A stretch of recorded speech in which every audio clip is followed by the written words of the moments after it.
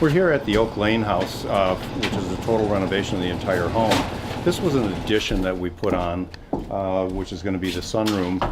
We did a couple unique things, partly because you're always balancing between the ideal situation versus what the overall cost is going to be.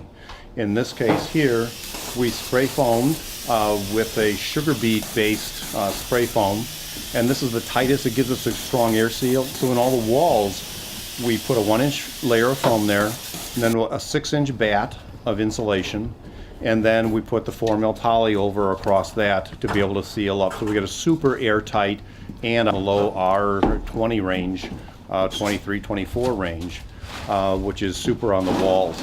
All the windows and doors are low E glass, double glazed. In fact, these 3 patio doors that we've used here actually were repurposed from the location for the Greenleaf Inn, which is the first net zero energy hotel being built in America. Up in the ceiling, partly because of the vault of the ceiling, we've got 2x12 rafters, which allowed us to be able to put on 4 inches of foam insulation. By putting on the 4 inches, it pretty much removes the worry about ice damming in the wintertime, and there's no worry about air movement, that you need to have air movement or anything. So it allows us to seal it up, have a decent vaulted ceiling, but very, very efficient from an energy standpoint. One other thing to notice when contractors are doing it, whether you do it yourself or you hire someone to be able to do it, the more you can know, the better off you're informed at watching the entire process.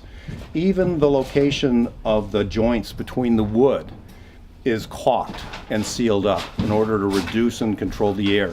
You want to be in control of the air quality as well as the turnover of air in your home, not having leaks all over the place and then battling to having your furnace or your air conditioning running in order to keep up with what's leaking in or leaking out of your entire facility. Even around an electric outlet like this, you'll find that when the electrician drills through the wall, you'll see that there's a little foam put on it. And the reason that foam is there is not for energy efficiency, but it's in order to be a fire stop.